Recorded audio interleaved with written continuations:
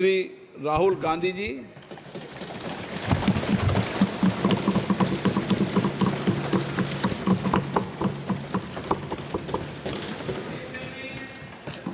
Thank you, Honorable Speaker, for the opportunity.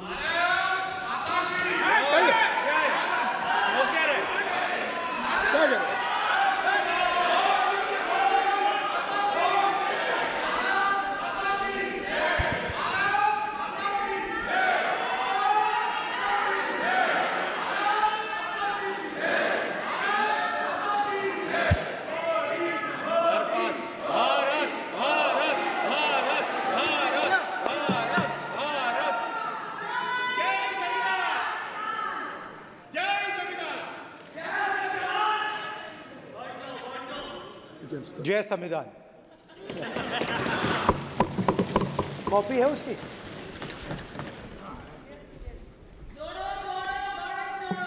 जय संविधान। इसकी हमने रक्षा की है। देश ने मिलकर संविधान की रक्षा की है और अच्छा लग रहा है अब कि हर 2-3 मिनट बीजेपी के लोग संविधान संविधान संविधान संविधान कह रहे हैं।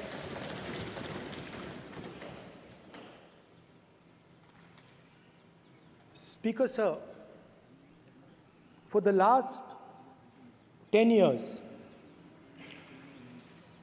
there has been a systematic attack on the Constitution, on the idea of India, and on anybody who opposed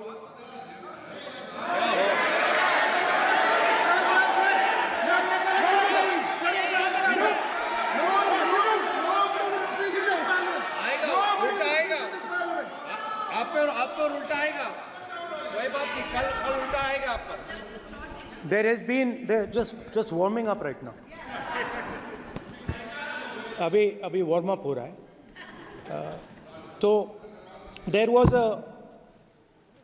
a systematic, full-scale assault on the idea of India, on the Constitution, and also on millions and millions of people who resisted the ideas being proposed by the BJP, who resisted the attack on the Constitution.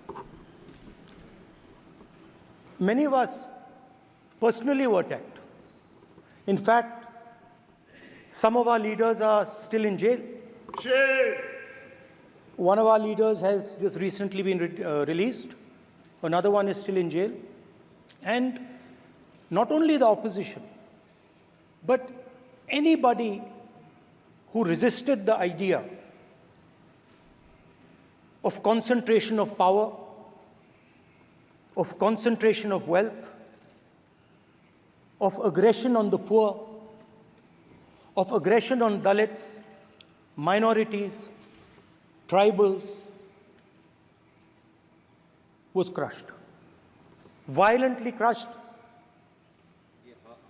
People were put in jail, people were threatened, and I myself was attacked. Sir ये संसद TV का नया format देखा है आधा, ये पहले हम देखा नहीं हमने। I myself was attacked by order of the government of India, by order obviously of the Prime Minister of India. 20+ cases, 2-year jail sentence, my house taken away, no problem. Shame. Relentless attack in the media, 24/7, every single day, abuse, attack, abuse, attack. And then the most enjoyable and beautiful part of it, 55 hours of interrogation by the ED. No, which I really enjoyed. Because by the end of the interrogation, the officer off camera, he switched off the camera and then he asked me, Rahul ji, you've been sitting here 55 hours. आप पत्थर जैसे हो, आप हिलते क्यों नहीं हो? मुझसे सवाल पूछा उसने. तो जब ऐसा आक्रमण होता है, when there's an attack like this on you, you obviously need refuge, you need a place, or you need ideas that defend you. So today I want to start my speech by telling my friends in the BJP and the RSS about the ideas that we used, the entire opposition used, to defend the idea of India. Where these ideas come from and how they gave us the strength, all of us, anybody who opposed the regime, how they gave us the strength to fearlessly take any onslaught that was placed before us. So I'd like to start by showing an image of our refuge. Okay? Sir Shiv ji की photo नहीं दिखा सकते sir? एक minute माननीय सदस्य. Sir Shiv ji की photo मना है सर? एक मिनट सर मना है तो रख देता हूं सर. नो एक मिनट प्लीज. आपने सवाल उठाया, आपके माननीय सदस्यगण 353 का नियम बता रहे थे, 352 का नियम बताया. No please no. आपने कहा इस नियम प्रक्रिया से सदन चलना चाहिए. नियम प्रक्रिया में कोई भी प्ले कार्ड, कोई भी चिन्ह को सदन में नहीं दिखाया जा सकता. आपने कहा नियम से, ऐसा नहीं है. माइक दीजिए सर. जी सर क्या इस हाउस में शिव जी की फोटो दिखाना मना है? माननीय सदस्य, आप बस ये बता दीजिए. माननीय सदस्य सर मना है या नहीं? कोई भी चित्र को दिखाने के तो शिव जी का चित्र नियम इस है. साधन, इस हाउस में दिखाना मना है? यहाँ पे दूसरी चीजों के चित्र दिखाए जा सकते हैं, मगर शिव जी का चित्र नहीं दिखा जा सकता. अगर मैं कह रहा हूं कि हमें इनसे प्रोटेक्शन मिली और मैं समझाना चाह रहा हूं कैसे प्रोटेक्शन मिली, आप मुझे चित्र नहीं दिखाने दे रहे हो. इसके बाद मेरे पास और चित्र हैं, मैं सब दिखाना चाहता था. स्पीकर सर, ये चित्र पूरे हिंदुस्तान के दिल में है. पूरा हिंदुस्तान इस चित्र को जानता है, समझता है. Everybody knows this image. Speaker sir, why I got this image is because there are certain ideas in this image that we defend, that the opposition defends. The first idea in the image that we defend is the idea of confronting our fear, of never being scared. That idea is represented in this image, which you are not allowing me to show, by a snake that is placed right near the neck of Shivji. The idea behind that is never be scared of anything that you face. In fact, Shivji places death 1 inch from his neck. And that is the spirit with which we fought when we were in the opposition.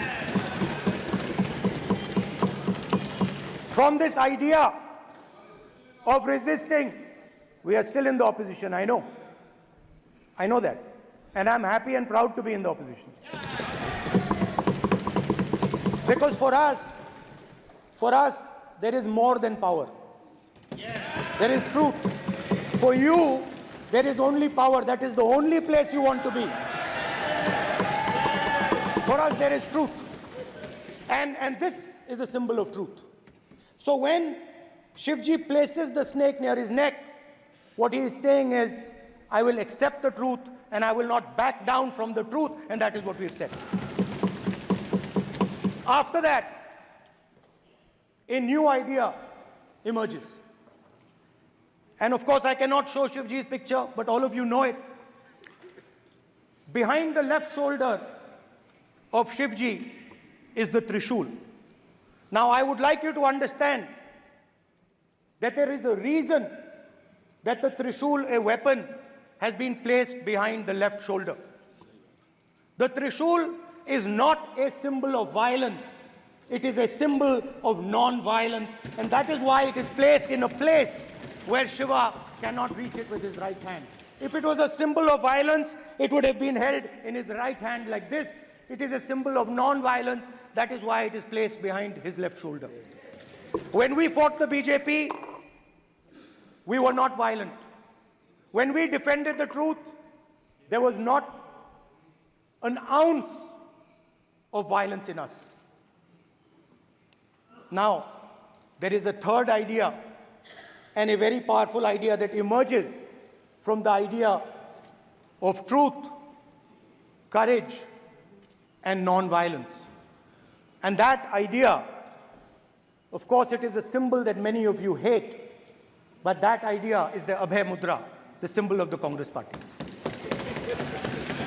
which, as you can see, is also in this image. And Jai Mahadev. And what that Rajnath Singh ji is looking very surprised. And what that Abhay Mudra shows, it is the next step of the evolution of the idea of facing the truth, fearlessness, and ahimsa. Satya and ahimsa, as Mahatma Gandhi ji used to say. And the Abhay Mudra is the idea that it is not good enough to just keep this internal. It is not good enough to not be scared. It is not good enough to use non-violence. It is also important that you make others not scared, that you help others become fearless, that you help others become non-violent. So in a sense, the Abhay Mudra is a projection from Shivji to the rest of the world about these two ideas. Of course, these two ideas were used by us, all of us, when we fought the British. And they were put forth by Mahatma Gandhi. The Prime Minister, of course, who has a direct connection with God, speaks directly to God. Yes, the Paramatma speaks to Modi ji's Atma directly. Unlike with all humans, we are all biological.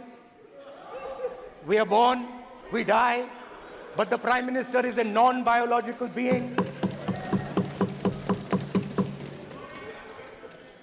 And the Prime Minister says Gandhi is dead. And Gandhi was revived by a movie. I mean, can you understand the ignorance? That Gandhi is dead and a movie revived the father of the nation. No, Gandhi is not dead. Gandhi is alive. Now,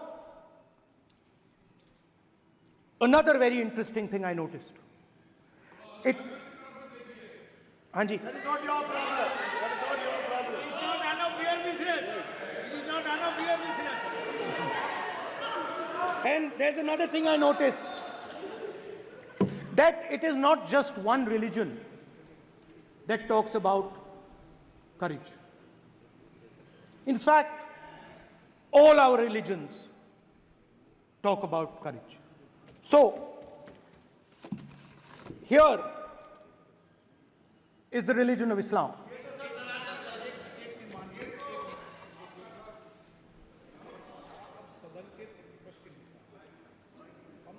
आपसे ये अपेक्षा ठीक है, मैं दिखाऊंगा नहीं sir, कैसे करूं? मैं समझाना चाहता हूं, वो समझा नहीं पा रहा हूं। सब समझदार हैं यहाँ पर, सब चुनकर आते हैं। सर, जनता बात ने नहीं बन सबको रही। चुनकर भेजा है। मजा नहीं आ रहा है। जनता ने सबको चुनकर भेजा, आप एड्रेस करें। जनता ने अब कांग्रेस पार्टी ने शिवजी की फोटो दिखा दी है, गुस्सा हो गए। अब देखिए, प्लीज मान्य चाहते हैं कि सिर्फ ये दिखा प्लीज पाएं। मान्य सदस्य आप तो इस्लाम में भी कहा गया है, मैं पढ़ता हूं। एड्रेस इधर करें। He said, एड्रेस इधर करें मान्य सदस्य। हाँ जी, सॉरी। इस्लाम में भी लिखा गया है, कुरान में, the prophet, peace be upon him, said, he, God said, have no fear. I am with you, hearing and seeing. मतलब इस्लाम में भी कहा गया है, कि डरना नहीं है। और जब इस्लाम में दुआ मांगी जाती है तो दोनों हाथ से, दाएं हाथ से अभय मुद्रा दिखाई देता है। उसके बाद गुरु नानक जी की ओर चलते हैं।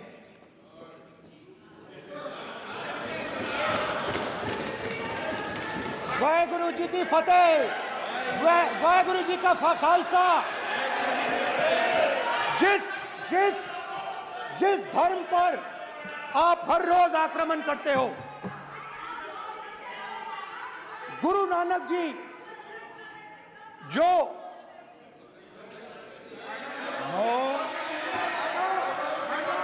प्लीज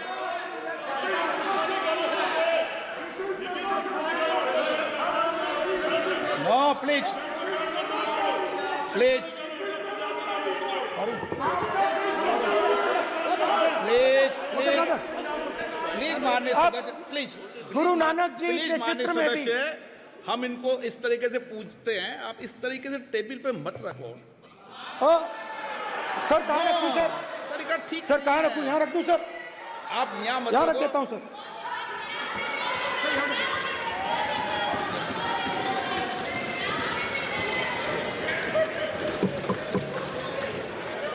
सर गुरु नानक जी के चित्र में भी आपको अभय मुद्रा दिखाई देगा। गुरु नानक जी भी कहते हैं कि डरो मत, डराओ मत।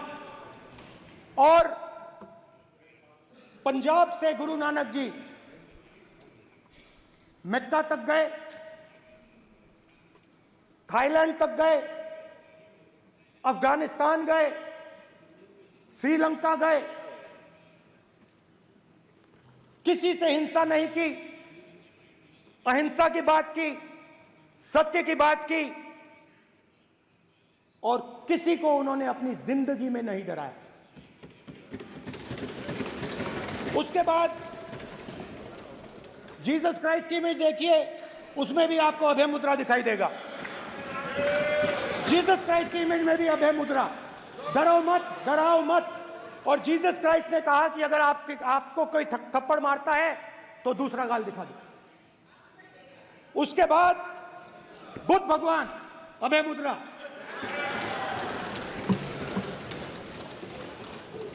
डरो मत, डराओ मत, अहिंसा। मतलब, और अंत में महावीर, डरो मत, डराओ मत, अभय मुद्रा। मतलब हिंदुस्तान के इतिहास में 3 फाउंडेशनल आइडियाज हैं। मोदी जी ने अपने भाषण में एक दिन कहा कि हिंदुस्तान ने किसी पर आक्रमण नहीं किया। उसका कारण है क्योंकि यह देश अहिंसा का देश है। यह देश डर का देश नहीं है।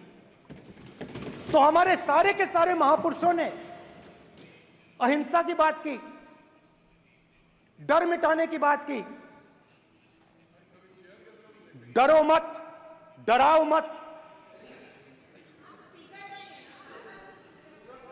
डरो मत, डराओ मत। और दूसरी तरफ शिव जी कहते हैं डरो मत, डराओ मत, अभय मुद्रा दिखाते हैं, अहिंसा की बात करते हैं, त्रिशूल को जमीन में गाड़ देते हैं।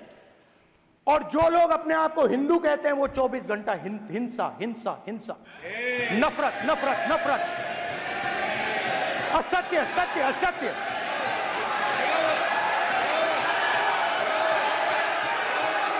आप हिंदू हो ही नहीं।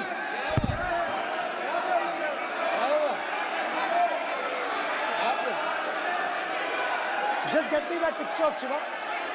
inside because of his Hindu धर्म में साफ लिखा है, सत्य के साथ खड़ा होना चाहिए, सत्य से पीछे नहीं हटना चाहिए, सत्य से नहीं डरना चाहिए। अहिंसा हमारा प्रतीक है। अभय मुद्रा ऐसे कीजिए, ऐसे कीजिए, अभय मुद्रा।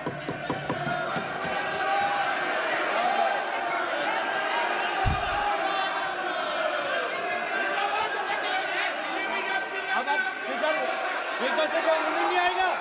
प्राइम मिनिस्टर भी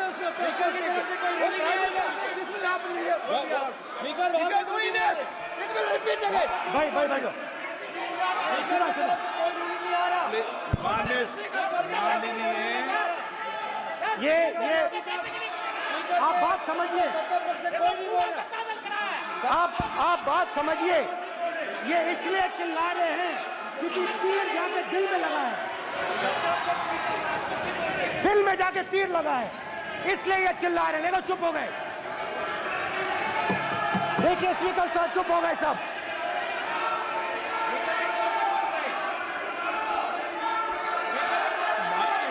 एक मिनट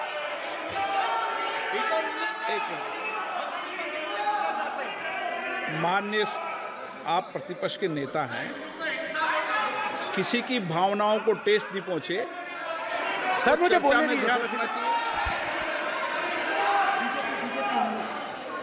ये जो ये विषय बहुत गंभीर है, पूरे हिंदू समाज को हिंसक कहना ये गंभीर विषय है। बीजेपी को आपको नहीं, नरेंद्र मोदी जी पूरा हिंदू समाज नहीं है, बीजेपी पूरा हिंदू समाज नहीं है, आरएसएस पूरा हिंदू समाज नहीं है।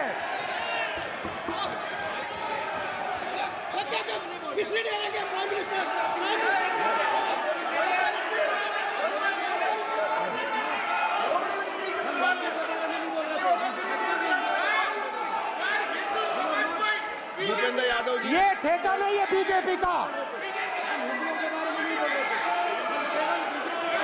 भूपेंद्र यादव जी बोलना चाहते हैं आप? ये सब हिंदू हैं यहाँ पे, ये सब हिंदू हैं। माननीय अध्यक्ष जी, प्रतिपक्ष के नेता आज पहली बार इस सदन को संबोधित कर रहे हैं। मैं दो नियम रूल 349 और रूल 352 के संबंध में आपका ध्यान आकर्षित करना चाहता हूं। सबसे पहले तो प्रतिपक्ष के नेता को बोलने का तरीका आना चाहिए। 349 जो 12 है वो स्पष्ट रूप से कहता है शैल नॉट सिट और stand with back toward the chair. वो लगातार आपकी तरफ पीठ करके खड़े हैं, नियमों के खिलाफ है, जो उनको शोभा नहीं देता। दूसरा अध्यक्ष महोदय, नहीं तो एड्रेस करके बोलो। दूसरा अध्यक्ष महोदय आर्टिकल रूल 352 रूल 2 ये कहता है make personal reference by way of making an allegation imputing a motive to or a questioning the बोना फाइडी। इन्होंने पूरे विपक्ष के सदस्यों पे नहीं बल्कि इससे बाहर जाकर पूरे एक हिंदू समाज के ऊपर एलिगेशन लगाया है। इनकी बोना फाइड गलत है, इनके खड़े होने का तरीका गलत है। सदस्यों में तो लगाया ही है। माननीय अध्यक्ष जी,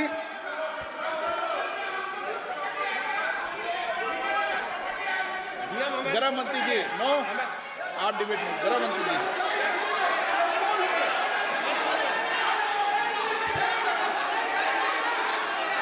माननीय अध्यक्ष जी, शोर शराबा कर इतने बड़े वाकया को छिपाया नहीं जा सकता। विपक्ष के नेताजी ने कैटेगोरिकली कहा है कि जो अपने आप को हिंदू कहते हैं वो हिंसा करते हैं। मैं फिर से रिपीट करना चाहता हूं, उनका वाक्य था जो अपने आप को हिंदू कहते हैं वो हिंसा की बात करते हैं, हिंसा करते हैं। मान्यवर, इस देश में शायद इनको मालूम नहीं है, करोड़ों लोग अपने आप को गर्व से हिंदू कहते हैं, गर्व से हिंदू कहते हैं। क्या वो सभी लोग हिंसा की बात करते हैं, हिंसा करते हैं? हिंसा की भावना को किसी धर्म के साथ जोड़ना, और ये सदन में और संवैधानिक पद पर बैठे हुए व्यक्ति ने, मैं मानता हूं मान्यवर, उन्होंने इसकी माफी मांगनी चाहिए। मान्यवर, मैं उनको एक गुजारिश भी करना चाहता हूं कि इस्लाम में अभय मुद्रा, इस पर इस्लाम के विद्वानों का मत एक बार वो ले ले। गुरु नानक साहब की अभय मुद्रा पर SGPC का मत वो ले ले। और मान्यवर, अभय की बात तो इनको करने का कोई अधिकार नहीं है। आपातकाल में पूरे देश को इन्होंने भयभीत करा है, लाखों लोगों को जेल में डाला, और आतंक, वैचारिक आतंक अगर कभी था, वैचारिक आतंक कभी था तो आपातकाल के वक्त था। और मान्यवर, दिल्ली में दिन दहाड़े हजारों सिख भाइयों का कत्लेआम उनके शासन में हुआ। आज वो भय की बात कर रहे हैं। मान्यवर, मेरा आपसे आग्रह है कि श्री राहुल गांधी, नेता प्रतिपक्ष, पहला भाषण होने के बावजूद माफी मांगनी चाहिए, न केवल सदन, पूरे देश की माफी मांगनी चाहिए।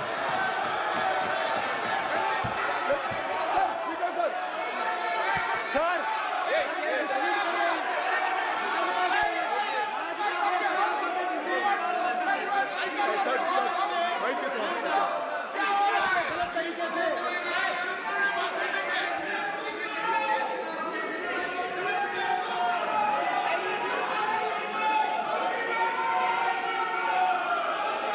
स्पीकर सर,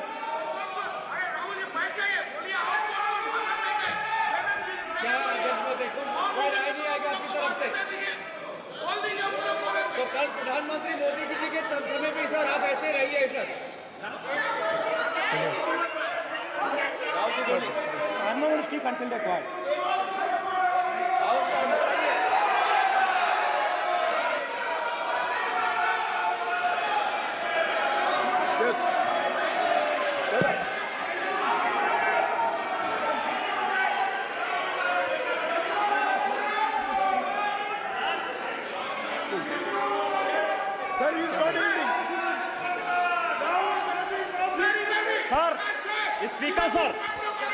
स्पीकर सर, ये संविधान की बात कर रहे हैं सर, और इसी संविधान का आर्टिकल 25 कहता है कि किसी भी धर्म के ऊपर कोई भी व्यक्ति किसी को हिंसावादी करार नहीं दे सकता है, और इन्होंने हिंदू का हिंसावादी कहा है सर। संविधान का इन्होंने अपमान किया है, संविधान की झूठी दुहाई दी है, इनको माफी मांगनी चाहिए सर। ये आर्टिकल 25 है सर संविधान का, सर इनको माफी मांगनी चाहिए। आर्टिकल 25 जो है संविधान, और ये देश संविधान से चलता है, ये पार्लियामेंट संविधान से चलता है सर, इनको माफी मांगनी चाहिए सर। ये संविधान से ऊपर नहीं है सर, कांग्रेस संविधान से ऊपर नहीं है। आर्टिकल 25, कल्याण बनर्जी जी बताए आर्टिकल 25 क्या था? आप उनको कहिए आप लोग का है क्या? पार्लियामेंट का आप लोग का है, आप लोग का जमींदारी है क्या? क्या समझते हो? पार्लियामेंट का आप लोग का जमींदारी है क्या? जमींदारी बिठा दी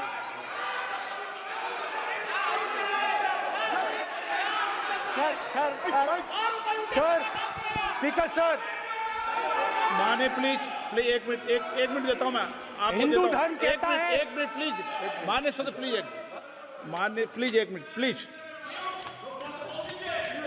माननीय सदस्यगण, ये सदन की एक मिनट मैं दूंगा, अलाउ करूंगा आपको।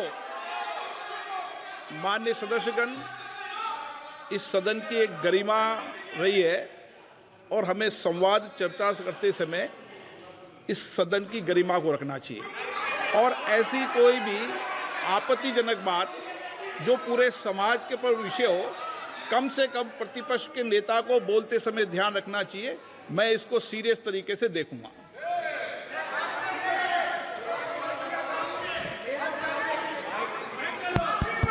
सर, अगर आप हिंदू धर्म के जो महापुरुष हैं, महापुरुष छोड़िए, अगर आप शिव जी को देखें तो क्या हो रहा है सर?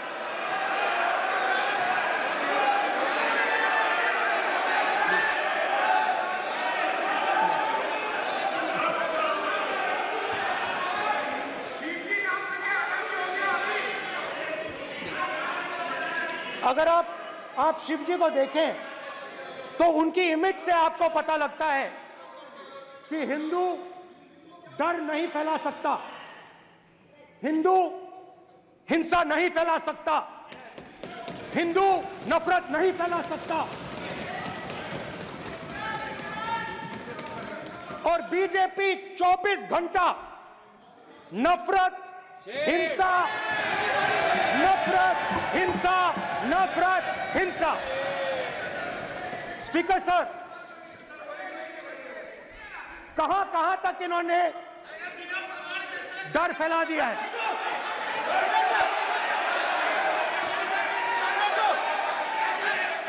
प्लीज सर, कहां तक इन लोगों ने डर फैला दिया? मैं आपको अयोध्या से शुरू करता हूं। सर नमस्कार। अयोध्या ने आपको मैसेज भेजा, अयोध्या ने राम भगवान। मेरा व्यवस्था का सवाल है।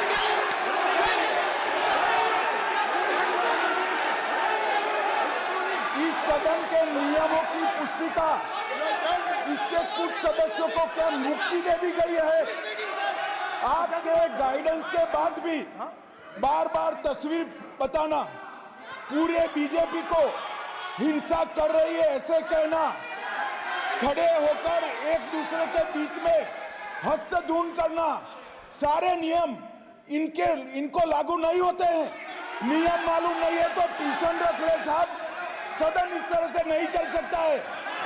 ये सदन, मेरा आपसे आग्रह है कि ये सदन ऑर्डर में रहना चाहिए, नियमों के अनुसार रहना चाहिए। ये हम सभी सदस्यों का आपसे विनंती है। स्पीकर सर, एक मिनट प्लीज। माननीय सदस्यगण, आप ही किताब राम बताओ। भगवान की जन्मभूमि तो ने अपेक्षा करता हूं कि अपन बीजेपी इसके नियम प्रक्रिया चले। नो, सब चले। नो, आपने बताया था नियम। नो,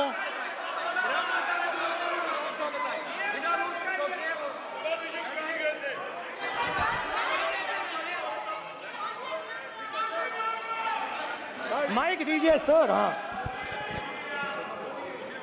सर, मेरा सवाल है सर, इस माइक का कंट्रोलर किसके हाथ में? प्लीज बैठिए। सर ये ऑफ होता है, प्लीज बीच में माने ऑफ हो बैठिए जाता है। प्लीज। ये बार कई बार विषय उठ गई और बहुत गंभीर, और माननीय सदस्य, आप प्रतिपक्ष के नेता हैं, आप सदन के बाहर भी ये बात कहते हैं कि माइक बंद कर देते हैं। मैंने कई बार आग्रहपूर्वक किया कि आसन पर इस तरीके का आरोप नहीं लगाएं। नो, प्लीज बात सुनिए। आसन पर सभी दल के, प्लीज, आसन पर सभी दल के लोग बैठते हैं और सभी दल के लोग सभापति तालिका पे हैं, और सब जानते हैं कि एक व्यवस्था होती है, जिस भी माननीय सदस्यों को आग्रह किया जाता है बोलने का वो बोला जाता है, और जिसको आग्रह नहीं किया जाता उसका माइक चालू नहीं होता। आप बोलने के लिए खड़े, आपका माइक कभी बंद नहीं हुआ, कभी बंद नहीं हुआ। आप अगर आसन में जो भी विराज रहे हैं वो अगर आपका नाम नहीं पुकारते हैं तब माइक चालू नहीं होता। ये व्यवस्था हमेशा इस सदन की रही है, पुराने में भी और नए में भी। कभी आसन पे व्यक्ति पर माइक का कंट्रोल नहीं होता। दूसरा, माननीय प्रतिपक्ष के आप नेता हैं और आपसे ये अपेक्षा की जाती है कि आप लोकसभा की प्रक्रिया का संचार नियम का पालन करें, संविधान की जो व्यवस्थाएं दे रखी है उसकी पालन करें, और सदन में बोलते समय किसी भी धर्म को के ऊपर ऐसा आक्षेप नहीं करें जिससे पूरे देश के अंदर विषय पैदा हो। यह आपसे अपेक्षा की जाती है। सर, मैं बिल्कुल आपकी रिस्पेक्ट करता हूं स्पीकर सर, मगर मेरे भाषण के बीच में सच्चाई ये है कि माइक ऑफ हो जाता है। मैं क्या करूं, हो जाता है वो। अब आपने देखा मैंने अयोध्या शब्द यूज किया और माइक ऑफ हो गया। नो,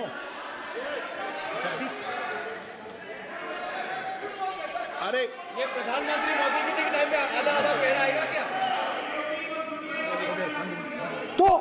तो अयोध्या ने राम भगवान की जन्मभूमि, प्लीज ब्रदर, राम भगवान की जन्मभूमि ने बीजेपी को मैसेज दिया, और ये आपके सामने मैसेज बैठे हुए हैं। मैंने इनसे पूछा, कल कॉफी पी, इनसे मैंने पूछा बताइए ये हुआ क्या। बीजेपी ने राम मंदिर का इनॉग्रेशन किया, बोलने दीजिए, राम मंदिर का इनॉग्रेशन किया। अरे भाई आप हार गए, उसको शासन करिए। नाम बोलने की कोई जरूरत नहीं है, मैं भाषण दे रहा हूं, आप नहीं दे रहे हो। मुझे बोलना है जो बोलना है, मुझे नाम लेने की कोई जरूरत नहीं, मुझे जो बोलना है मैं बोलूंगा। तो अयोध्या ने मैसेज दिया और मैंने इनसे पूछा कि हुआ क्या, और इनका जवाब आया। मैंने उनसे पूछा कि आपको कब पता लगा कि आप अयोध्या में जीत रहे हो, और आपने कहा पहले दिन से मुझे पता था। सही बात। और मैंने कहा ये क्या हुआ, उन्होंने कहा राहुल जी, अयोध्या में एयरपोर्ट बना, अयोध्या की जनता से जमीन छीनी गई और आज तक उन्हें मुआवजा नहीं मिला है। उन्होंने कहा, सही बात, उन्होंने कहा कि अयोध्या में जो भी छोटे छोटे दुकानदार थे, जो भी छोटी छोटी बिल्डिंग्स थी, उन सारों को तोड़कर गिरा दिया गया और उन लोगों को सड़क पर कर दिया गया।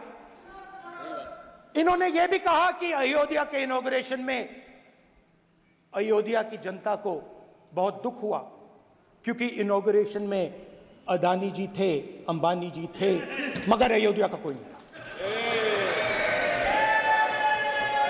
और ये कारण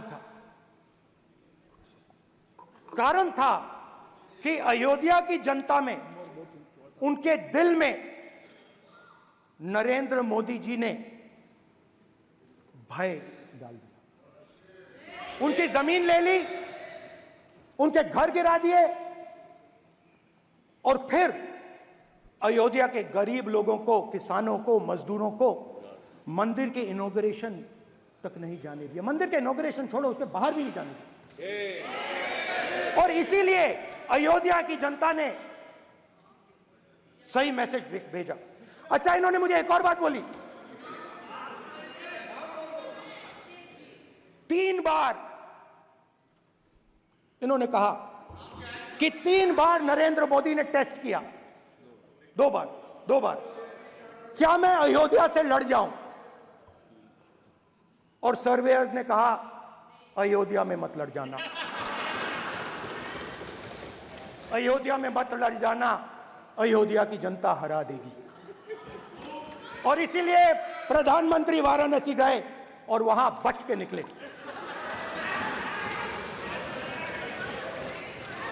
तो अयोध्या की जनता को डराया, पूरे देश को डरा दिया। मैं आपको बताता हूं, आज सुबह में आया,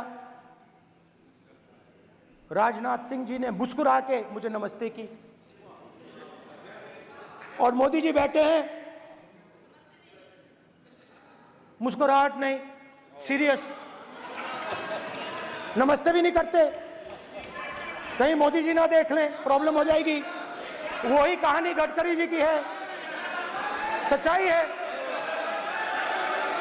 अरे भाई अयोध्या की जनता को छोड़ो, ये तो बीजेपी वालों को डराते हैं।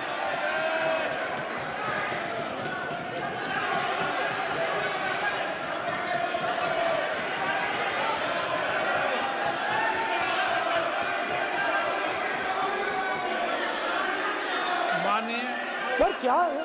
माननीय एक मिनट, माननीय प्रतिपक्ष के नेता, एक मिनट, माननीय प्रतिपक्ष के नेता, आप सदन के वरिष्ठ नेता हैं। मेरा आपसे आग्रह है कि राष्ट्रपति अभिभाषण पर डिबेट हो रही है, इसकी गरिमा, राष्ट्रपति अभिभाषण की गरिमा रखे ना। ये तो अपेक्षा आपसे सब करते हैं कि आप राष्ट्रपति अभिभाषण पे बोले, नीतियां पे बोले, कार्यक्रमों में बोले। अब व्यक्तिगत रूप से नहीं, अगर आप ये उचित मानते हैं क्या? स्पीकर सर, ये उचित है? अगर आपकी पार्टी इसको उचित मानती है तो मुझे कुछ नहीं कहना। स्पीकर सर, माननीय अध्यक्ष जी, लोकतंत्र ने और संविधान ने मुझे सिखाया है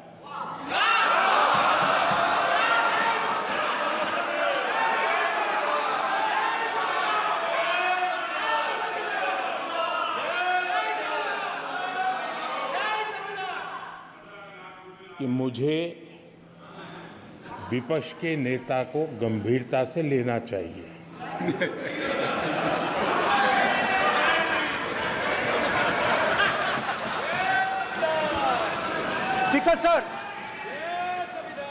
स्पीकर सर, आपने कहा कि डिबेट प्रेसिडेंट्स एड्रेस पे होनी चाहिए।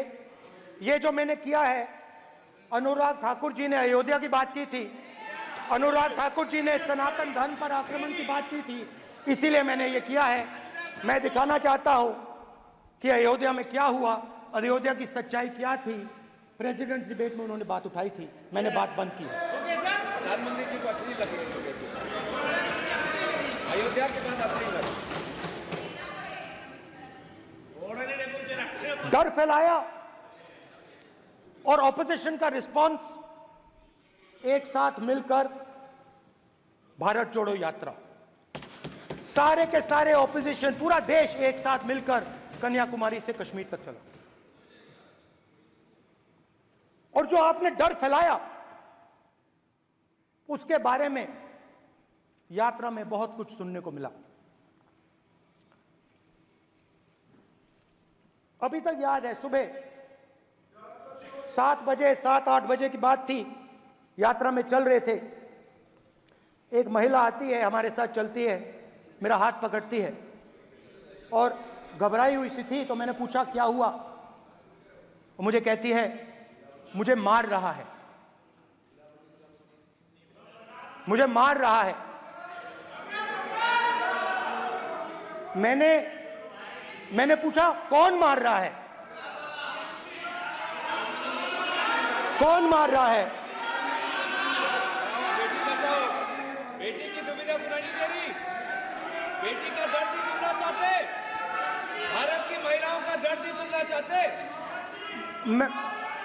मैंने पूछा कौन मार रहा है, कहता है मेरा पति मार रहा है।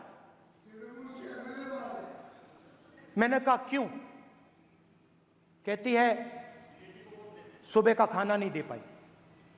मैंने कहा क्यों? खरीद नहीं पाई, महंगाई है, महंगाई है, खरीद नहीं पाई, खाना नहीं पका पाई, इसलिए मुझे मार पिट रही है। मैंने कहा बहन क्या करूं, कैसे आपकी मदद करूं? कहती हैं आप कुछ मत कीजिए, आप कुछ मत कीजिए, आप सिर्फ ये बात याद रखिए कि महंगाई के कारण हिंदुस्तान में हजारों महिलाओं को सुबह पीटा जा रहा है। उसके शब्द हैं, मेरे शब्द नहीं हैं। गैस सिलेंडर, महंगाई,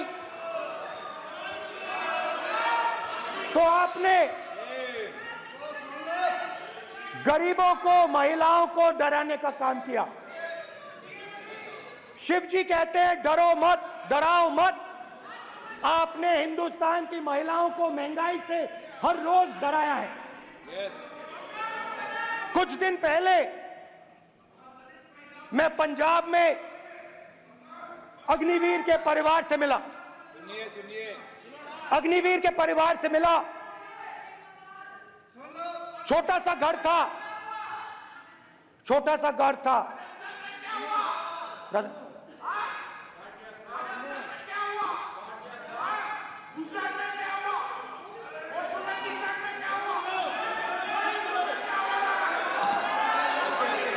ठीक है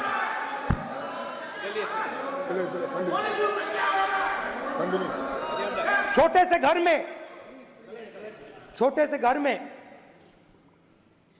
अग्निवीर शहीद हुआ, लैंडमाइन ब्लास्ट में शहीद हुआ। मैं उसे शहीद कह रहा हूं, मगर हिंदुस्तान की सरकार उसे शहीद नहीं कहती। नरेंद्र मोदी उसे शहीद नहीं कहते हैं। नरेंद्र मोदी उसे अग्निवीर कहते हैं।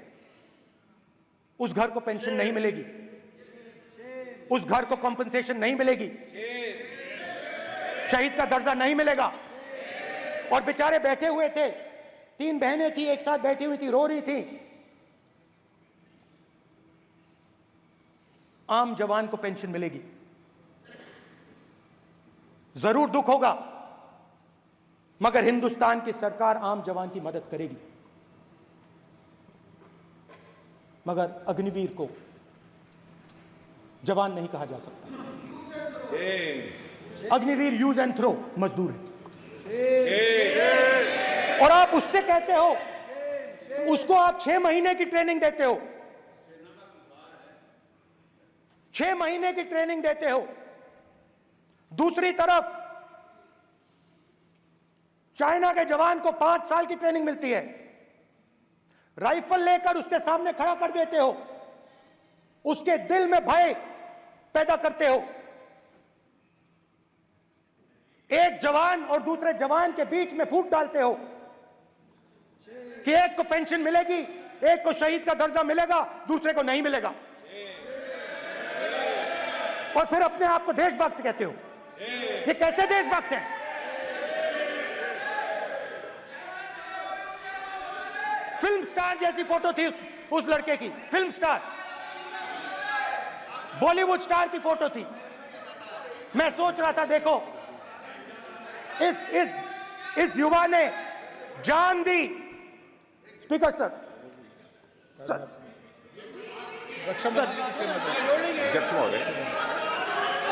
अध्यक्ष महोदय, एक आदमी सब पर भारी।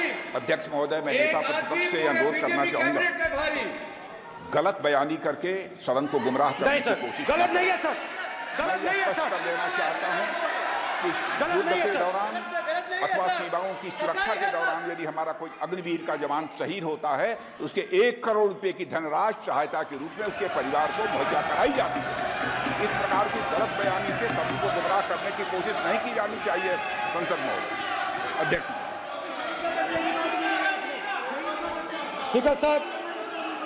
स्पीकर सर देखिए, स्पीकर सर देखिए, राजनाथ सिंह जी की एक राय है, मेरी एक राय है। सच्चाई अग्निवीरों को मालूम है, हमें बोलने की जरूरत नहीं है। अग्निवीर को किस चीज का सामना करना पड़ता है, शहीद का दर्जा मिलता है या नहीं मिलता है, कॉम्पनसेशन मिलता है नहीं मिलता है, पेंशन मिलती है नहीं मिलती है, वो उसको मालूम है। पॉइंट ऑफ ऑर्डर है मान्यवर। अब सदन के सामने 2 स्टेटमेंट हुए, एक हुआ विपक्ष के नेता का, दूसरा हुआ माननीय राजनाथ सिंह जी का, रक्षा मंत्री जी का। ये कहते हैं कि 1 करोड़ रुपया नहीं मिलता है। श्री राजनाथ सिंह ने अधिकृत रूप से कहा कि मारे जाने वाले अग्निवीर को जो शहीद होता है उसको 1 करोड़ रुपया मिलता है। उनको फैक्चुअल पोजीशन सदन पर रखनी चाहिए मान्यवर। ये सदन झूठ बोलने की जगह नहीं है मान्यवर, यह सच बोलना चाहिए। और अगर ये नहीं रखते हैं तो उनको ये सत्यापन नहीं करते अपने स्टेटमेंट का, तो उनको सदन और देश से और अग्निवीरों से माफी मांगनी चाहिए माननीय।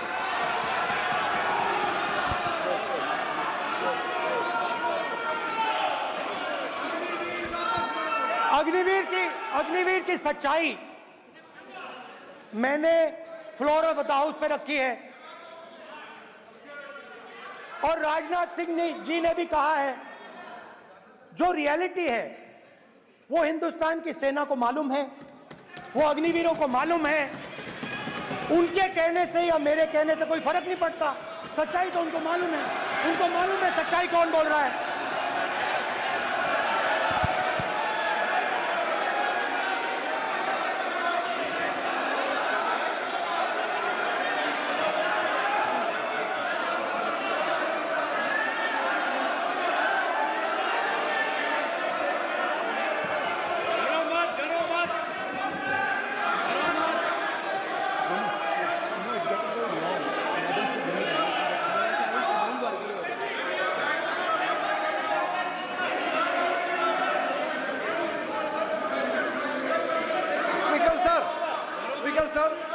अभी मेरा छोटा सा अनुरोध है, क्योंकि सर ये विषय गंभीर है और अभी माननीय गृह मंत्री जी ने जो बात रखे हैं कि 2 स्टेटमेंट जो रक्षा मंत्री जी ने बताया सदन को और माननीय विपक्ष के नेता राहुल गांधी जी ने जो स्टेटमेंट रखा है, इसमें इन्होंने जो कहा है कि रक्षा मंत्री बोलने से क्या फर्क पड़ता है, इतना हल्का फुल्का कैसे स्टेटमेंट दे सकते हैं लीडर ऑफ ऑपोजिशन। इसलिए सर इन्होंने जो बात रखा है पुष्टि करना चाहिए और हम लोग भी सर नियम के मुताबिक अपना बात रखेंगे सर।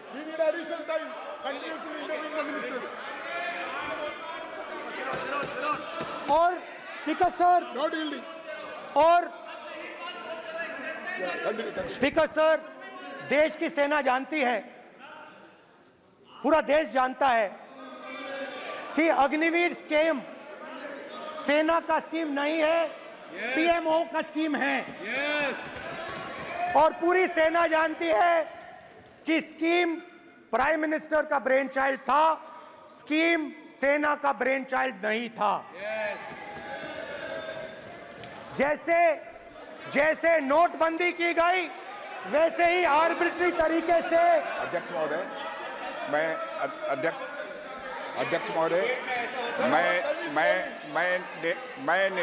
मैं नेता प्रतिपक्ष से विनम्रता पूर्वक अनुरोध करना चाहता हूं कि कृपया वह सदन को गुमराह करने की कोशिश न करें।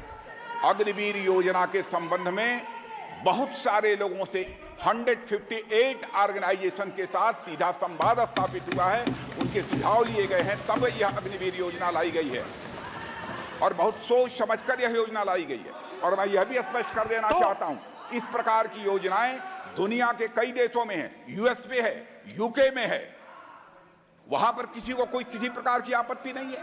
अब बिना अग्निवीर योजना के बारे में समझे, बिना उस संबंध में कोई पूरी जानकारी हासिल किए इस तरीके से सदन को गुमराह करना, इसे कदापि उचित नहीं ठहराया जा सकता।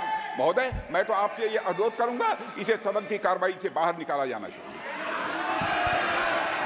आपको देखिए, सिंपल सी बात है स्पीकर सर, इनको अग्निवीर अच्छा लगता है, आप उसको रखिए, हम उसको बदल देंगे, हटा देंगे। सिंपल सी बात है, हमारी सरकार आएगी, अग्निवीर को हम हटा देंगे, क्योंकि हम सोचते हैं कि अग्निवीर सेना के खिलाफ है, जवानों के खिलाफ है, देशभक्तों के खिलाफ स्कीम है।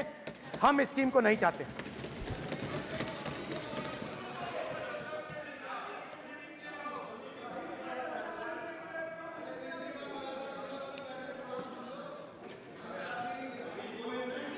पहली बार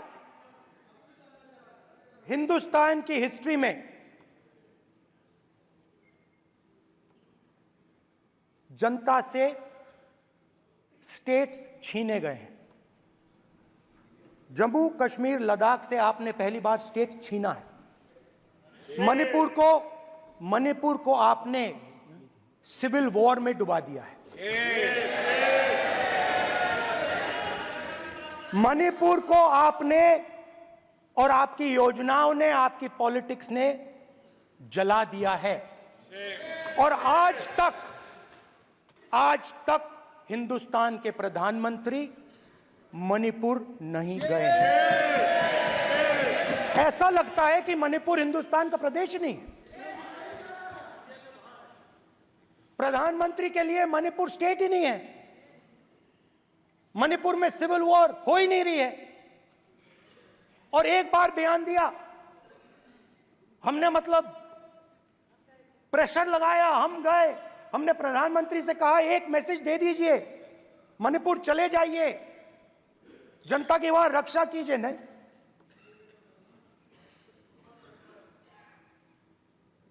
मैं वहां गया, कुकीज और मेहते से दोनों से मिला। आज तक नहीं, आंसर नहीं मिलेगा, मिल नहीं सकता। मणिपुर इनके लिए हिंदुस्तान का प्रदेश ही नहीं है। मणिपुर है ही नहीं, मणिपुर है ही नहीं, ना होम मिनिस्टर के लिए ना प्रधानमंत्री के लिए, है ही नहीं, एग्जिस्ट नहीं करता, वो है ही नहीं। ना प्रधानमंत्री जाएंगे बोलेंगे कुछ नहीं, जैसे कुछ नहीं हुआ वहां पे। मैं रिलीफ कैंप में गया, एक औरत कांपती हुई, रोती हुई मुझे कहती है कि मैंने अपनी आंखों के सामने, हाँ मैं औरतों की बात कर सकता हूं, एक भाई का, मैं कर सकता हूं, एक भाई एक कर्तव्य निभा रहा। आप अपने संगठन में महिलाओं को नहीं डालते हो, मगर मैं औरतों की बात कर सकता हूं।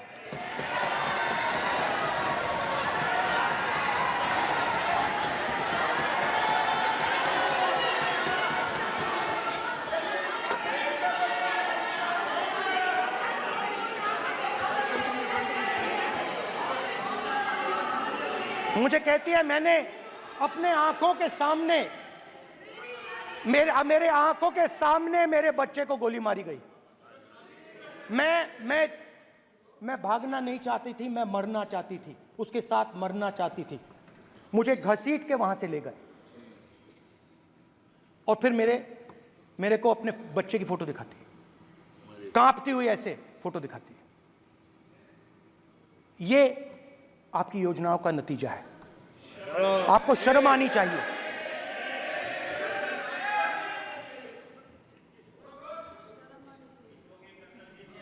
एक दिन प्रधानमंत्री 8 बजे कहते हैं, पता नहीं फाइन ट्यूनिंग हो गई भगवान के साथ, डायरेक्ट मैसेज भगवान, सर ने बोला है, सर प्रधानमंत्री ने ये बोला है, ये मैं नहीं बोल रहा हूं, प्रधानमंत्री ने बोला है कि मेरा डायरेक्ट कनेक्शन है भगवान के साथ, मैंने नहीं बोला, मैंने नहीं बोला। Social media chief also told भगवान जगन्नाथ। एक मिनट प्लीज, एक मिनट तो एक मिनट माननीय राहुल गांधी जी, एक मिनट, माननीय सदस्य एक मिनट प्लीज, एक मिनट रविशंकर जी प्लीज, एक मिनट। माननीय सदस्यगण, आप वरिष्ठ नेता हैं, सदन के नेता होते माननीय प्रधानमंत्री जी, और हम सबको माननीय प्रधानमंत्री जी का सम्मान करना चाहिए। ये सदन में हमेशा उच्च कोटि की परंपरा मर्यादा रही है। नो सर नहीं, गौरव अगर आपको स्पीकर सर, मैं इतनी पुरानी पार्टी है। गौरव स्पीकर सर, मैं रिस्पेक्ट कर रहा हूं। ये प्रधानमंत्री के शब्द हैं, मेरे शब्द नहीं हैं। ये प्रधानमंत्री जी ने कहा है, पब्लिक में, मीडिया को कहा है कि मैं बायोलॉजिकल नहीं हूं, मेरा डायरेक्ट कनेक्शन भगवान के साथ है। मैं नहीं बोल रहा हूं, प्रधानमंत्री मोदी जी ने बोला है। तो पता नहीं उस टाइम 8 बजे भगवान का मैसेज आया होगा हिंदुस्तान, वही मगर फिर श्री राम ने आपको दूसरा मैसेज दे दिया अयोध्या में।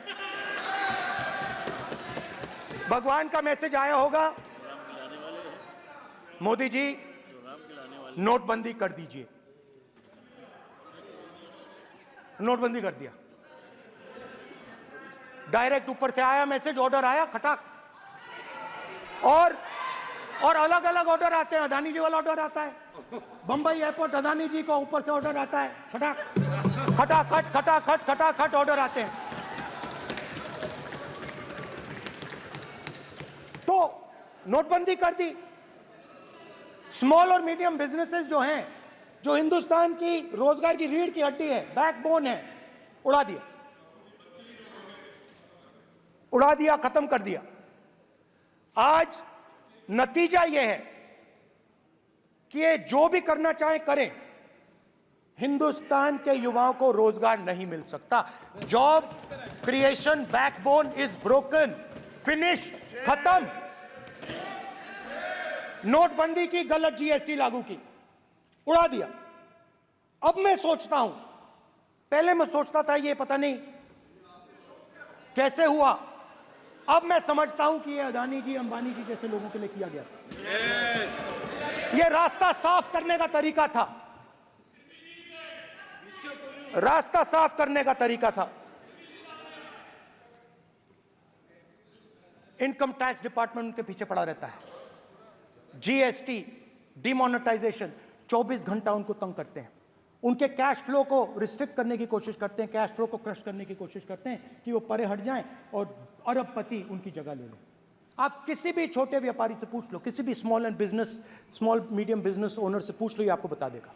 गुजरात में मैं गया, टेक्सटाइल ओनर्स के साथ मेरी बात हुई। मैंने उनसे पूछा नोटबंदी क्यों हुई, जीएसटी क्यों हुई? साफ बोला अरबपतियों की मदद करने के लिए जीएसटी और नोटबंदी की गई है। नरेंद्र मोदी जी अरबपतियों के लिए काम करते हैं, सीधी सी बात। मैं जाता रहता हूं और आपको गुजरात में हराएंगे इस बार। आप लिख के ले लो, लिख के ले लो, आपको ऑपोजिशन इंडिया गठबंधन गुजरात में हराने जा रहा है।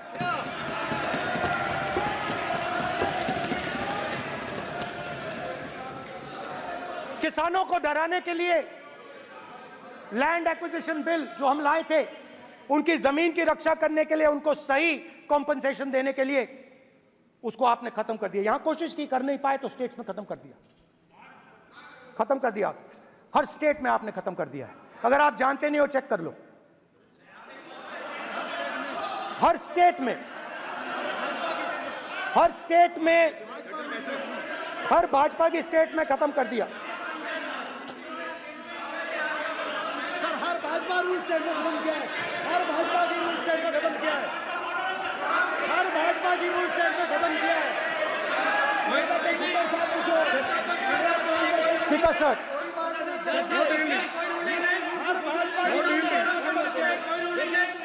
खट्टर साहब का कोई निर्देश नहीं, कोई निर्देश नहीं। सत्ता पक्ष बार-बार खड़े होकर भाषण को कम कर रहे हैं, कोई रोलिंग नहीं, कोई रोलिंग नहीं है।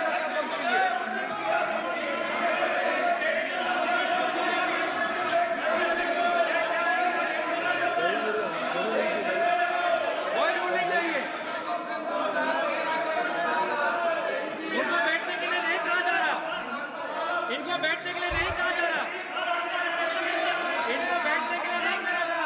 सत्ता पक्ष डिस्टर्ब कर रही है सर, अध्यक्ष महोदय सत्ता पक्ष डिस्टर्ब कर रहे हैं, अध्यक्ष महोदय सत्ता पक्ष डिस्टर्ब कर रहे हैं। किसानों को ये देखिए सर, ये देखिए just give me a list of BJP. आप किताब लेके क्यों खड़े हो? कानून बनाना चाहते हो?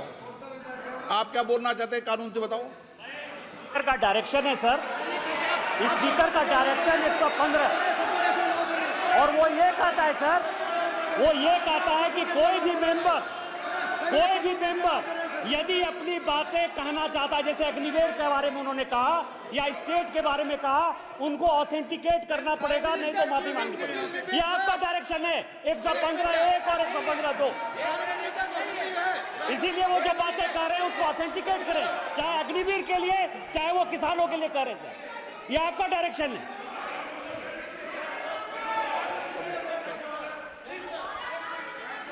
तो किसानों को जो हमने लैंड एक्विजिशन बिल तैयार किया था सही मुआवजा दिलाने के लिए, उसको आपने रद्द किया।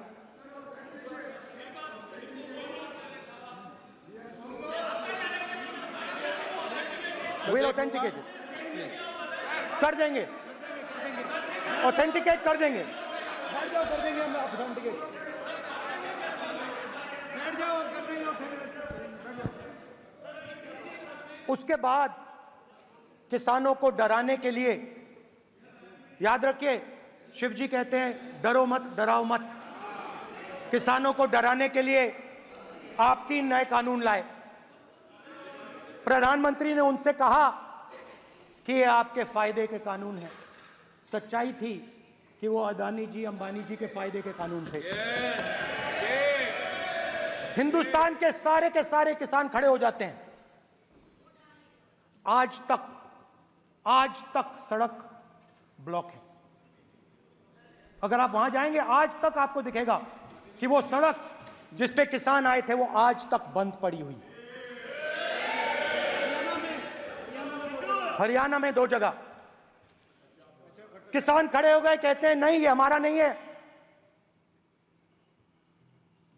आप हमारे से हमारी मेहनत का फल छीनना चाहते हो, हम इस बात को एक्सेप्ट नहीं करेंगे। आप उनसे बात नहीं करते, आप उनको कहते हो, आप बात नहीं करते।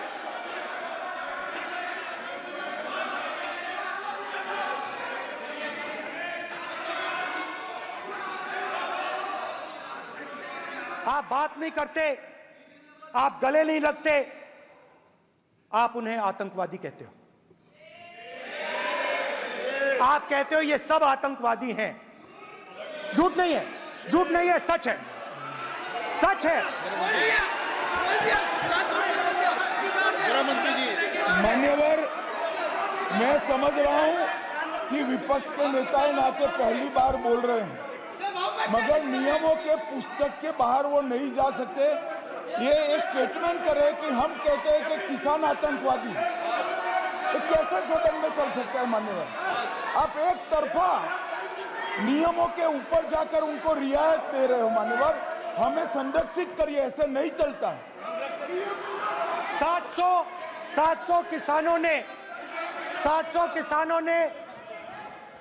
किसान शहीद हुए। हमने इस हाउस में कहा कि किसानों के लिए मौन होना चाहिए, आपने मौन नहीं होने दिया। आपने कहा ये किसान नहीं है, आपके मुताबिक ये किसान नहीं थे, ये आतंकवादी थे। देखिए आपकी एलाई सिर हिला रही है, वो भी सहमत हैं, कौर जी सहमत हैं। देखिए हमारी जरूरत नहीं है, वो सहमत हैं आपसे, वो सहमत हैं।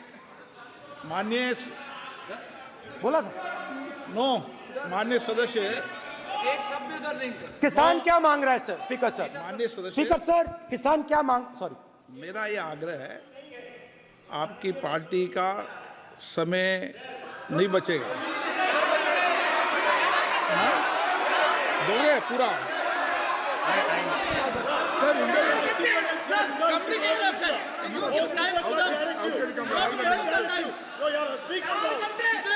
आप नहीं बोलेंगे, ये बोलेंगे सर। और आप तो सर, और स्पीकर सर, आप तो किताब स्पीकर सर, किसानों ने मांगा क्या? स्पीकर सर, किसानों ने मांगा क्या? किसानों ने सिर्फ ये कहा कि अगर 16 लाख करोड़ रुपए अरबपतियों का कर्जा माफ हो सकता है तो हमारा भी थोड़ा सा कर दीजिए। किसान ने यह कहा कि हर प्रोडक्ट के लिए सही प्राइस मिलती है, हमें भी एमएसपी दे दीजिए। और आप लोगों ने कहा किसान का कर्जा माफ नहीं होगा और एमएसपी नहीं मिलेगी।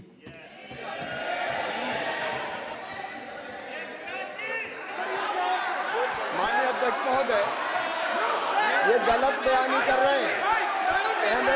एमएसपी सरकार दे रही है और ये मोदी जी की सरकार है जिसको उत्पादन की लागत पर कम से कम 50%। माननीय अध्यक्ष महोदय, उत्पादन की लागत पर कम से कम 50% जोड़कर एमएसपी दी जा रही है और नहीं दी जा रही। ये सत्यापित करें माननीय अध्यक्ष महोदय, ये गलत बयानी कर रहे हैं, ये सदन को गुमराह कर रहे हैं, गलत बयानी कर रहे हैं। आज भी एमएसपी पर खरीद जारी है और अभी खरीद की फसलों के एमएसपी के रेट हमने तय किए। ये बताए जब इनकी सरकार थी तब एमएसपी कितनी मिलती थी और उस समय खरीद कितनी होती थी माननीय अध्यक्ष, उस समय खरीद कितनी होती थी। आज भी एमएसपी पर खरीद जारी है माननीय अध्यक्ष महोदय, ये गलत बयानी कर रहे हैं। ये सत्यापित करें इसको कि एमएसपी पर खरीद नहीं हो रही, ये सत्यापित करें माननीय अध्यक्ष महोदय, ये गलत बयानी की जा रही है। देना चाह रहे, इनको नहीं बोलने देना चाह रहे।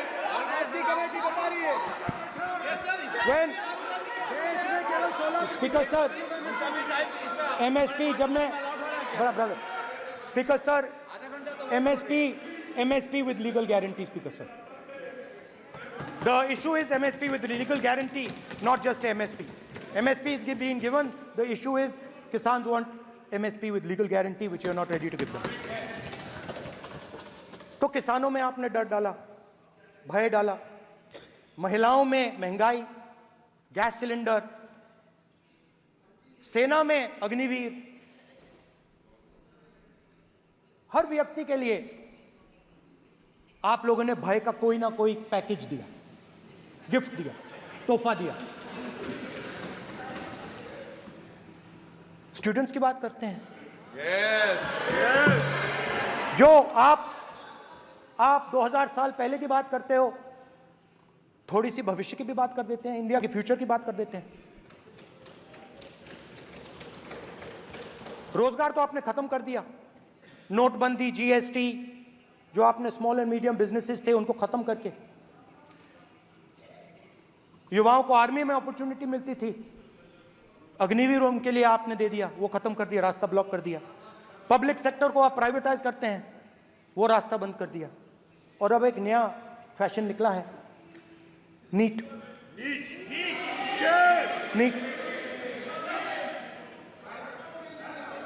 प्रोफेशनल एग्जाम्स को आपने कमर्शियल एग्जाम्स में बदल दिया है। NEET is not a professional exam, NEET is a commercial exam. NEET में एक स्टूडेंट टॉपर हो सकता है, एक्सेलेंट स्टूडेंट हो सकता है, मगर अगर उसके पास पैसा नहीं है, मेडिकल कॉलेज में नहीं जा सकता। सिंपल सी बात। नीट का पास मार्क 22% है। वो पूरा का पूरा एग्जाम, सर एजुकेशन मिनिस्टर पूरा का पूरा एग्जाम अमीर बच्चों के लिए बनाया गया है। कोटा में पूरे के पूरे एग्जाम को आपने सेंट्रलाइज किया। हजारों करोड़ रुपए बन रहे हैं, हजारों करोड़ रुपए बन रहे हैं। और कमर्शियल पेपर जो आपने बना रखे हैं, कमर्शियल एग्जाम्स, 7 साल में 70 बार पेपर लीक। प्रेसिडेंट्स एड्रेस में ना नीट की बात होगी, ना अग्निवीर की बात होगी, ये बातें नहीं होंगी। और हमने कहा, हम स्पीकर सर, हमने कहा कि एक दिन का डिस्कशन अलाउ कर दीजिए। हम आपके साथ खड़े होकर इसको रिजॉल्व करना चाहते हैं। इंस्टीट्यूशनल फेलियर है, हम आपकी मदद करना चाहते हैं, रिजॉल्व करना चाहते हैं। सरकार कहती है नहीं, डिस्कशन नहीं होगा, भविष्य का डिस्कशन हो ही नहीं सकता। तो ये हालत है। जहां भी ये देखते हैं, ये सोचते हैं कि भाई भय कैसे पैदा करें, माइनॉरिटीज को डराते हैं। नहीं, कांग्रेस नहीं डरती आपसे। आप कांग्रेस से डरते हो।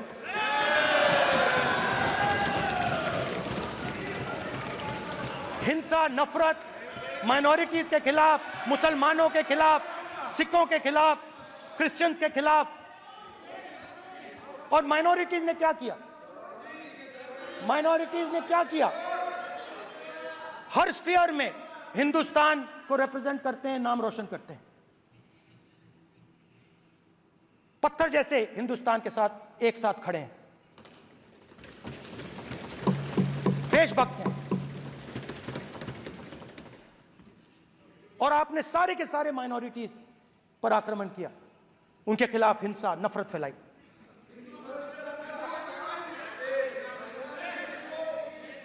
तो शिव जी कहते हैं, सर देखिए मेरा वो हटा दिया आपने सर, वो देखिए सर हटा दिया, कैमरा से हटा दिया। चेहरा देखिए, सर देखिए वापस आ गया सर, हटाओ सदस्य। ये देखो,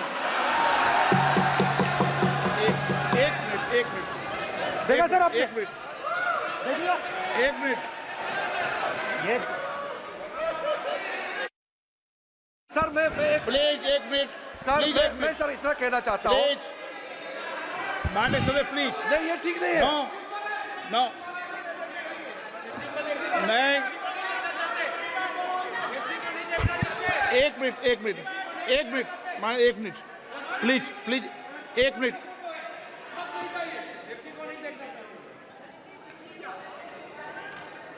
आप प्रतिपक्ष के नेता हैं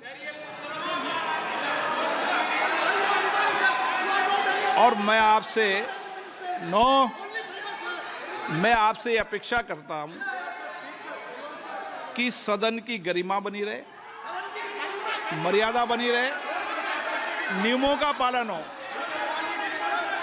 आप खुद मानते हैं शिव जी को भगवान, और उनको बार बार इस तरीके से यहाँ पर चित्रित करना ये उचित नजर नहीं आता, मुझे लगता है।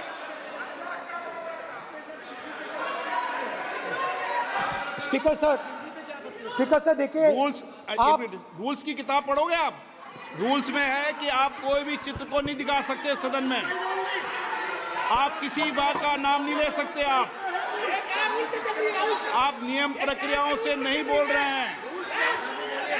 सदन की मर्यादा, नियम प्रक्रिया इससे चलती है, आपने बनाया, सबने बनाया है। स्पीकर सर,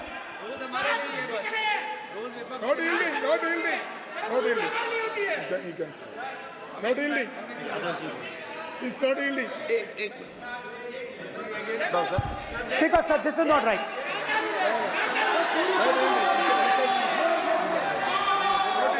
सर, माननीय स्पीकर महोदय, मैं आपका ध्यान रूल 356 की तरफ आकृष्ट करना चाहता हूं। अगर कोई सदस्य स्पीकर साहब के ध्यान में लाने के बाद इररिलेवेंट और लगातार किसी विषय को बार बार दोहराता है, तो आपके पास ये अधिकार है कि आप उस सदस्य को निर्देशित करके रोक सकते हैं। आप अपने अधिकार का प्रयोग करिए। सच्चाई को रोका नहीं जा सकता। हाँ बोल ये ईवीडन बोलो, रूल्स बोलो। अच्छा इनको रूल्स पे चलने दो। हाँ बोलो ईवीडन जी, रूल में नहीं है ये, अब रूल में नहीं है। 349 में कोई चित्र दिखा सकते हैं? चलिए बताइए rule.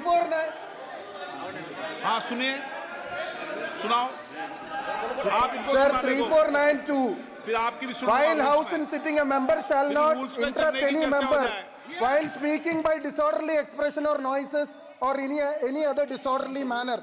Sir, in the same way, sir, number बोलो sir, 349(2).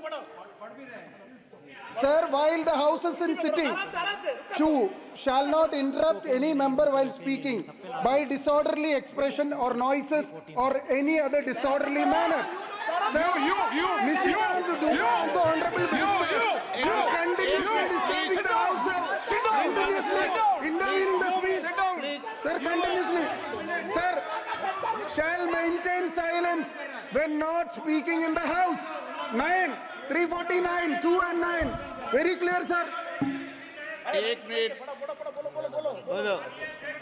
एक मिनट, एक मिनट। अब आप एक मिनट, आपने बताया 349। ओके, एक मिनट इस पे आ जाए।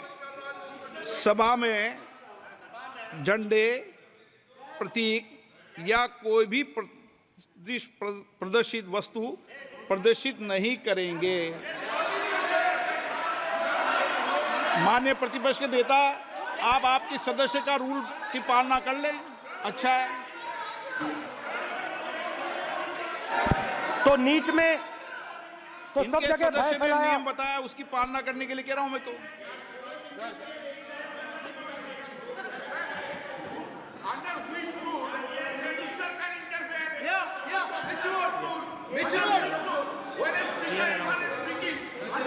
Almost all ministers intervened. Is it a question hour? Is it a question hour? Without ending.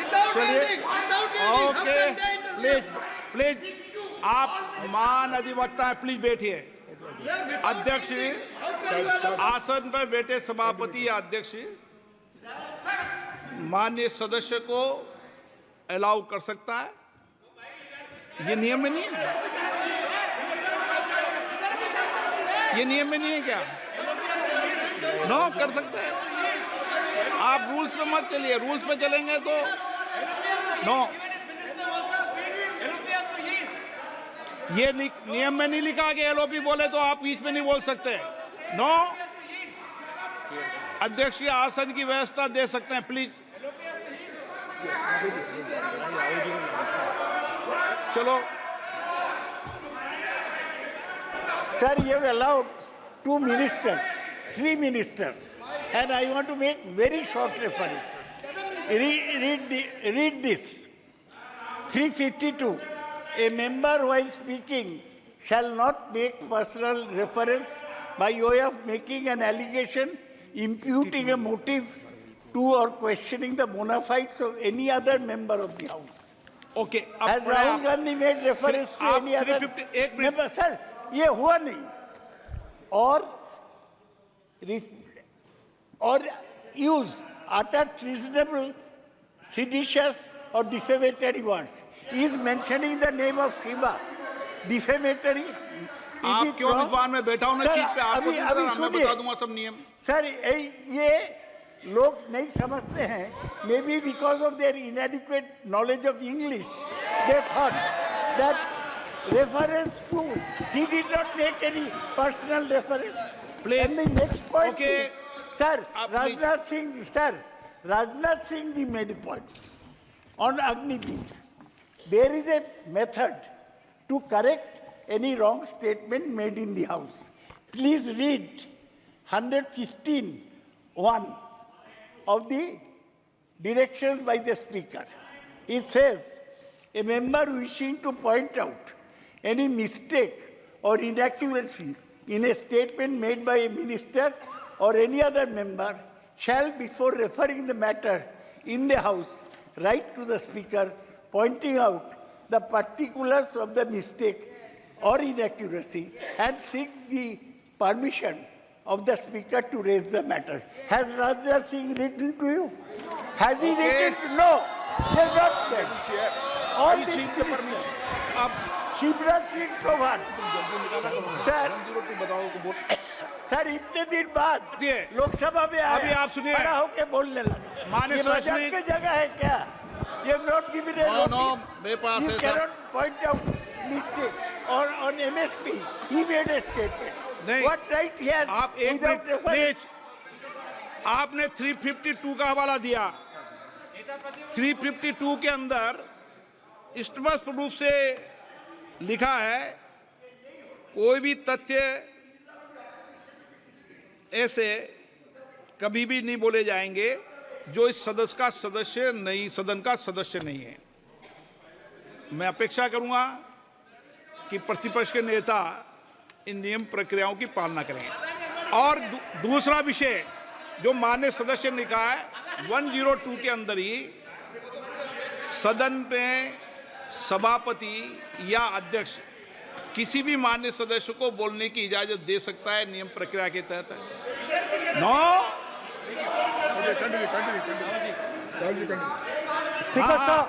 Speaker sir, मेरी परमिशन से किसी को भी अलाउ कर सकता हूं और मेरी बिना परमिशन के कोई नहीं बोला है। See, sir, Speaker sir, NEET students spend years and years preparing for their exam. Their family supports them financially, emotionally. And the truth is that NEET students today do not believe in the exam. Because they are convinced that the exam is designed for rich people, not meritorious people.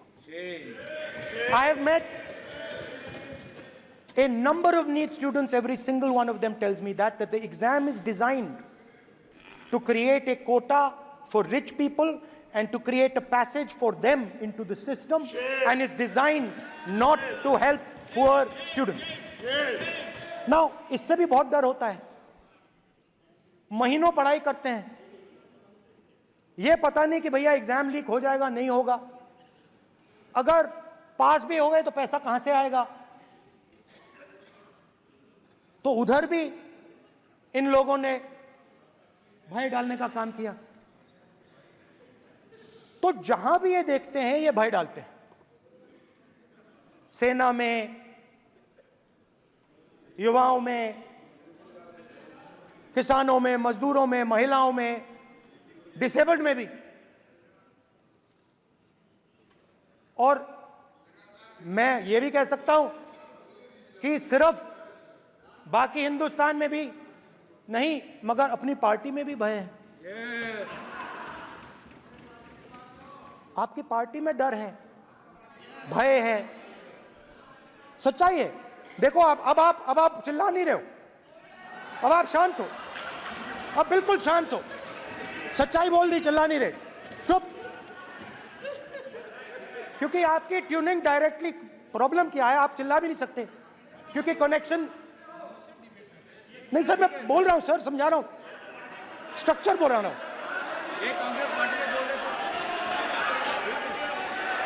Sir लोकतंत्र में party में democracy होनी चाहिए। कोई भी इन पार्टियों में कोई भी आके कुछ भी कह देता है। ग्रुप ऑफ 22, 23, 24, 25 सब जो बोलना है बोल देते हैं, मगर आपकी पार्टी में भय है। सत्यमेव जयते, ना डरो ना डराओ। Sir, when I became LOP, I realized something that I had not realized before. And it's also on the lines of the principles of Shiva. It's on those same lines. And the idea was that after becoming LOP, all my personal dreams, my personal aspirations, my personal fears have to be put aside. I am now actually two people. I'm not one person. I'm a constitutional person, and my job is to be leader of the opposition, to represent all these parties equally. In fact, I don't just represent the Congress party, I represent every single party. And I have to treat every single party with love and affection. So when Hemant Soren ji is in jail or Kejriwal is in jail, it should disturb me, it should hurt me. Yes. Yes. When you unleash your agencies on these political people, it is our job to defend them. Because there is a constitutional person and an individual. And what Shivji is saying is that when you are a constitutional person, the individual should die. The individual's aspirations, the individual's dreams should die. And you should become the voice of the people. Yes. Meaning that you should have no fantasies, no dreams, nothing. The perfect public representative is one who is actually dead. That is what Shivji is saying. You understand? Now, Speaker sir. Speaker sir, now, my advice.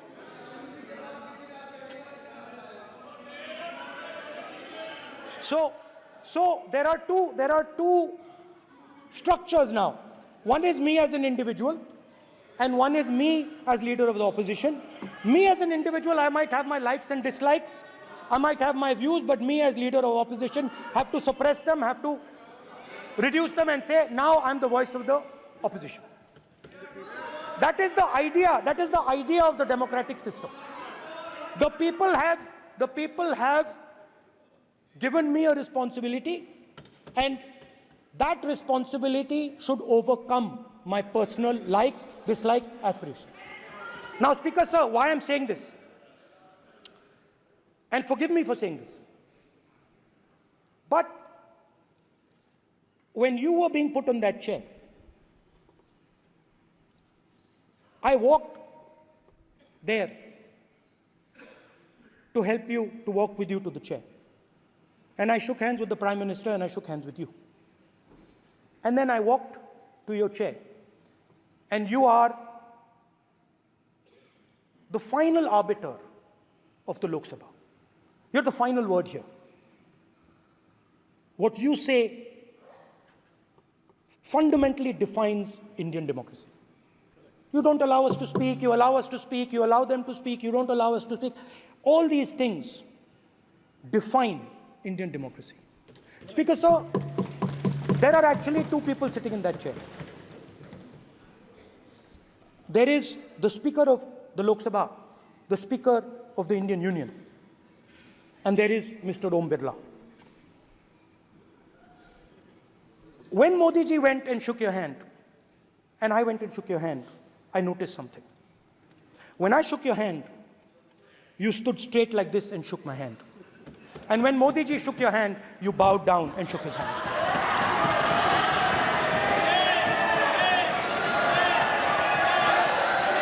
ये आसन के सामने आरोप है, ये chair के सामने आरोप कर रहे हैं माननीय।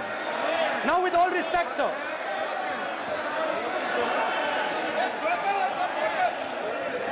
Such a...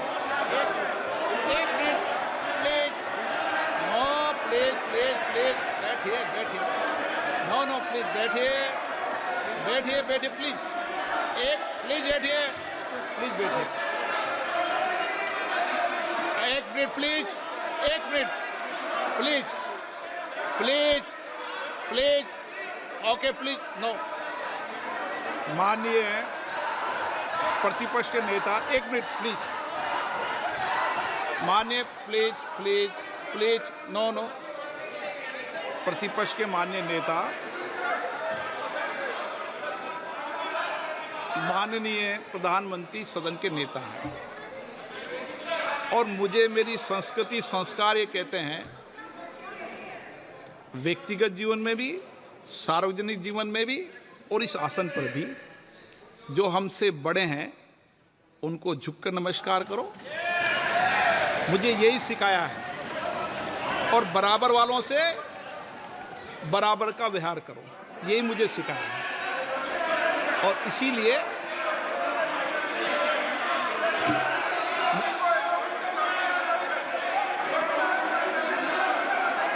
स्पीकर सर, अगर आप हाँ, मैं इस बात को आसन से कह रहा हूं कि मेरी संस्कृति और संस्कार यही है कि बड़ों का झुककर और आवश्यक हो तो पैर छूकर सम्मान करो, और बराबर जो उम्र से छोटे हैं उनसे बराबर का व्यवहार करो। स्पीकर सर, ये हमारी संस्कृति संस्कार है, और मैं इस संस्कृति संस्कार की पालन करता हूँ। स्पीकर सर, आपकी बात को मैं एक्सेप्ट करता हूँ। स्पीकर सर, आपकी बात को रिस्पेक्टफुली बैठिए ना। स्पीकर सर, मैं आपकी बात को रिस्पेक्ट करता हूँ, मगर आपको कहना चाहता हूँ कि इस हाउस में स्पीकर से कोई बड़ा नहीं होता। स्पीकर सबसे बड़ा है, हम सबको स्पीकर के सामने झुकना चाहिए। और मैं आपके सामने झुकूंगा और सारा का सारा ऑपोजिशन आपके सामने झुकेगा। ये लोकतंत्र है स्पीकर सर, आप इस हाउस के लीडर हैं, आपको किसी के सामने नहीं झुकना चाहिए। कस्टोडियन है, नेता प्रधानमंत्री है, स्पीकर को आप speaker is the last word, speaker is अध्यक्ष and is the last word. अंत में